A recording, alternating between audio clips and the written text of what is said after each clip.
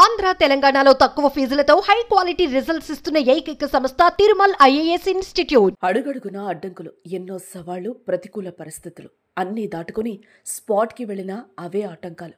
SLBC టన్నెల్లో చిక్కుకున్న 8 మంది మృతదేహాలు ఇంకా బయటకు రాలేదు. రెస్క్యూ బృందాలు విశ్వ ప్రయత్నం చేస్తూనే లోపలి పరిస్థితులు మాత్రం దారుణంగా ఉన్నాయి.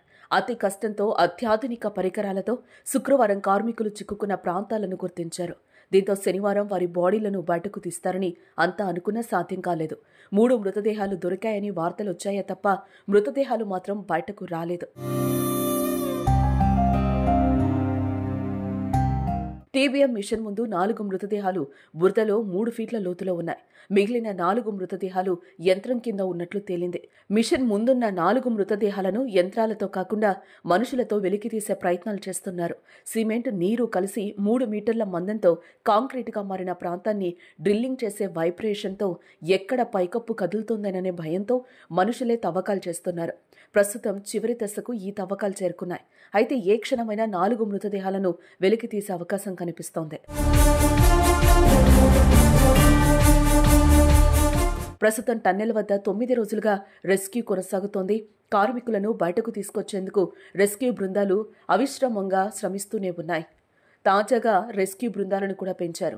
18 సంస్థలకు చెందిన 54 మంది అధికారులు, 703 మంది నిపుణులైన సిబ్బంది సహాయక చర్యల్లో పాల్గొంటున్నారు. రెస్క్యూ ఆపరేషన్లో పాల్గొనేందుకు శనివారం సింగరేణి మైన్స్ నుంచి మరో 200 మంది చేరుకున్నారు. వారితో పాటు భూగర్భ టన్నెల్లో ప్రమాదాల నుంచి రక్షించే సిబ్బందిని రప్పిస్తున్నారు.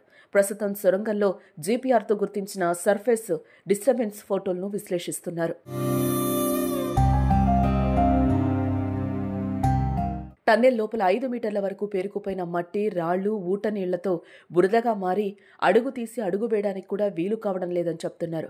13 కిలోమీటర్ల వరకు పేరుకుపోయిన శిథిలాలు, మట్టి, రాళ్లను లోకో బకెట్స్లో వేసి తరలించారు. ధ్వంసమైన ఆక్సిజన్ ప్లాంట్ను కట్ చేసిన రెస్క్యూ బృందం వాటిని బయటకు తరలించాయి. కూలిన ఎయిర్ సప్లై పైప్ లైన్ను సరిచేశారు. 13.50 కిలోమీటర్ల అవతల గుర్తించిన టీబీఎం వెనక భాగాన్ని దక్షిణ మధ్య రైల్వే బృందాలు ప్లాస్మా కట్టర్లతో కట్ చేస్తున్నారు. కట్ చేసిన విడి భాగాలను బయటకు తరలిస్తున్నారు. మంత్రులు, సీఎస్ నిర్వహించిన రివ్యూలో మ్యాప్, ల్యాప్టాప్ ద్వారా మృతుల ఆనవాళ్లను గుర్తించిన విధానాన్ని, అవి ఎక్కడెక్కడ ఉన్నాయో వివరించారు. మరికొన్ని గంటల్లో మృతదేహాలు బయటకొచ్చే అవకాశం ఉండడంతో అంబులెన్స్లను సిద్ధంగా ఉంచారు. ఫోరెన్సిక్ వైద్య బృందాలు కూడా అందుబాటులో ఉన్నాయి. మృతదేహాలు బయటకు రాగానే వాటికి పోస్టుమార్టం నిర్వహించి సొంతూళ్లకు తరలించనున్నారు.